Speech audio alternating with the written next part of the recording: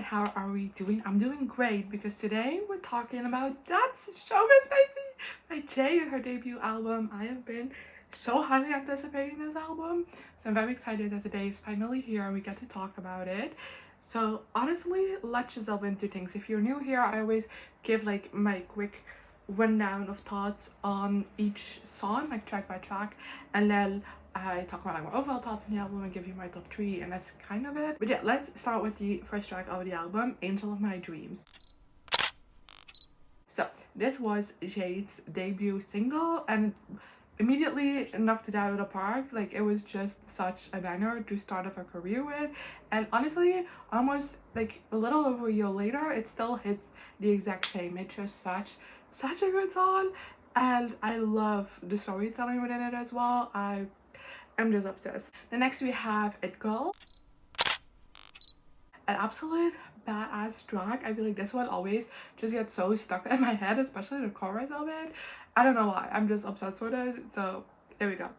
Then next we have FUFN, or Fuck You For Now. Honestly, hearing all of these in a row now on the album, I just realized how many bangers JADE has released as singles. Like, I knew objectively, of course, that I loved every single song, but like hearing them all in a row, I'm like, oh my god, you know, I just got so hyped. And yeah, I'm just so obsessed with all these. I love the anger behind Fuck You For Now. And I always want to scream along to the lyrics, and it's so good. Then next we have Plastic Box. This, honestly, at this point in the album, we have only gotten like big fuck yous. That Plastic Box is kind of like a more sweet, vulnerable song, and I really liked that dichotomy there. It's such a gorgeous song. I also love it. It has a bit of like a softer vibe to it, and I don't know, it's a gorgeous song. I love it. And next we have Midnight Cowboy,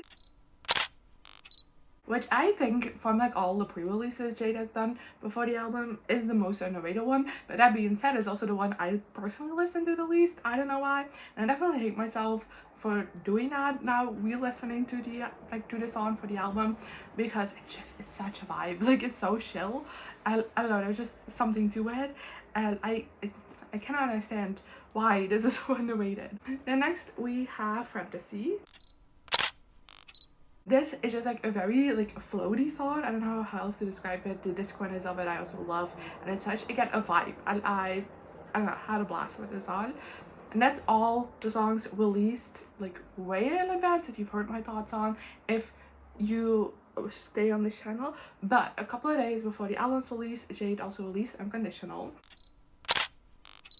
So this will also be featured in my straight to the playlist, and for the album this wasn't the first time I listened to it, but it's the first time hearing my thoughts on it. And honestly, I quite like this song. I feel like it has like an hypnotic vibe to it. I can't explain it, but like the little beeps, and it's not beeps, I don't know how else to explain it, but that just throughout the song just made me feel like a little bit hypnotic, and I really like the vibe to it.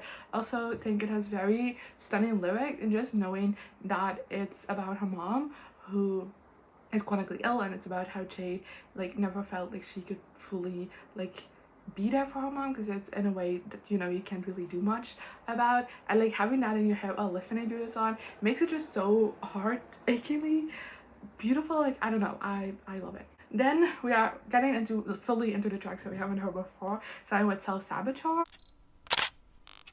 and stunning song. I wrote, okay, vocals pop off. I do definitely think this, from all of the songs in this album, feels the most Little Mix. But, you know, makes sense. JADE was a part of Little Mix, so it makes sense that there are things within their music that just carry on to her solo music. But I also really love how vulnerable this song is, and so full of love as well. And I don't know, I think it's stunning. Then next we have Lip Service. I could not sit still while listening to this. I just thought it was such like a vibey song, and I just like kept nodding my head along to it. I don't know, really enjoyed it. And next we have Headache. Honestly, this isn't typically a vibe I'm very into, but for some reason with JADE it just works and it's so well executed, and I don't know, I just loved it. I also think, again, especially towards the outro, like the vocals really pop off on this one, and it has like a bit of an ethereal vibe to it that I'm just obsessed with. Then we have Natural Disaster. And oh my god, this was such a banger. I love that it honestly starts off like very simple and vulnerable and like very low-key. It was like, oh, this is different for Jade because like she's very maximalist songs. Like the start, I was just like, oh, this is like very minimalist. I'm curious how this is gonna sound like. And then like the chorus chimes in, I was like, oh, there's maximalism, there's Jade. And the whole song continued that way, and it was just such a banger. Like, I don't know, it felt so epic, so fun, and I'm obsessed with it. Then next we have Glitch. And again, I really enjoyed this one. I definitely love what it does lyrically because I feel like throughout the album we've had a lot of songs that kind of are about Jade and her insecurities, and I feel like that's a common theme in music just in general. But I feel like Glitch has just such an interesting perspective on it, where it's basically telling yourself like, hey, all of these negative thoughts and I'm not just a glitch in my brain, it's not actually real. And I really enjoyed that aspect to it. The production as well just scratches something right in my brain that I'm absolutely obsessed with, so love it. And then next we have Before You Break My Heart. And I love how this uses a sample, and I didn't notice while I was first listening to the album, but I have seen this floating around online since then, is that it's actually like a recording of Jade as a kid singing this song, and that makes it even more just like, it makes it hits home even more. But I really love the use of the sample. I feel like it makes it very much her own, and but it also flows into the song so nicely that I at a certain point had to look up if I was misremembering the song. And that there was just a cover. It's not, it's like the verses are very much Jade's own pain, but everything flows just so well that I just started questioning myself. And I don't know, I think it is just so well done. And then lastly we have Silent Disco. And honestly, such a sweet song. I wrote, this is a song for the lover girls out there, and I stand by that. It's just such a sweet, like slightly dreamy song, and again, insane vocals on it. I am obsessed with it. So yeah, that brings us to my overall thoughts on the album. And in case wasn't obvious, fucking obsessed with this entire album. I honestly was blown away with it. As you could have seen, I loved the singles we got for this album. So a part of me should have seen this coming, but a part of me also was like, what if that's just like the best songs from the album and the rest is not gonna hit the same? I was so on, like, oh my god, I was so gagged by this entire album. It's so good, it's so strong, and I definitely understand how Jade in interviews has been talking about how she had like a very clear directive, a very clear concept in mind while making the album, because like it's so clear, like every song on this is just so well crafted and it belongs together so well as well. Like it tells a story of love, of insecurities within the framing of being in show business, and I thought it was so incredibly well done. Like I remember when I first listened to the album, I thought, okay, so besides It Girl and Angel of My Dreams, we don't really have that many songs concerning show business, so why is that like the title of the album? And then, you know, again, I saw more interviews of Jay talking about it, and I did make the click like, oh yeah, this is within the framing, like it's all about her and her life and like romance, but as well as just like her own personal insecurities and stuff. But it is within the framing of I'm a famous person and how fame affects those things as well.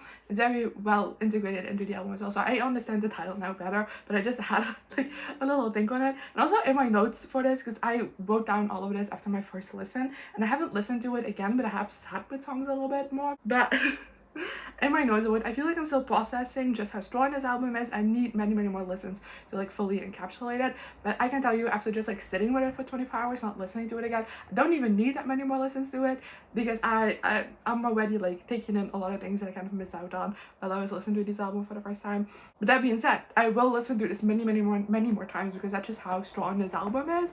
It is so full of banger. Like each song is just so good, and like ranking the songs and like picking my top 3, which I will talk about in a minute, was so difficult, because it was like picking between like my babies, because I loved every single song. I was just like, how like I don't know, if you before this album told me that Angel of My Dreams is not even in my top 5 for the album, I would have like looked at you like you were crazy. It's number 6, by the way. And that's just how strong this album is. It is just so fantastic, and I love how Jade it is. Like every single song just screams Jade and has so much personality to it, while also just being very different vibes, and like the whole album just shows her versatility as an artist really well. But like I said, just being very Jade, and I don't know, I am obsessed with this album so much, and I'm Can't wait to stop filming and immediately press play on it again because that's just how good it is. And I'm not exaggerating. Like, I genuinely am still blown away by how good this was, as much as I was expecting a credible album. I wasn't expecting this, if this makes sense. So yeah, let's just go over my top 3. Again, remember this is based upon like my first listen to the album and can change as I listen to it more because, like I said, I'm obsessed with all of these. So in my number 1 spot is Natural a Disaster, at 2 is Glitch, and at 3 is It Call. So that's currently my top 3, but like I said, I definitely see that changing in the future because this is just so full of bangers. Let me know your top 3 in the comments as well. I always love seeing how different people kind of respond to an album and like which songs they pick out upon first listen as their favorites. I always think that's so interesting to see, so I'd love to see your top 3 as well. And also just discuss this album with me in the comments. I would love to chat about it more because, like I said, I'm obsessed. So that is everything I have for you today. Hopefully I'll see you next time. Good. Bye. Here I am again, the same old situation. Why does the God thing have to be so complicated? Should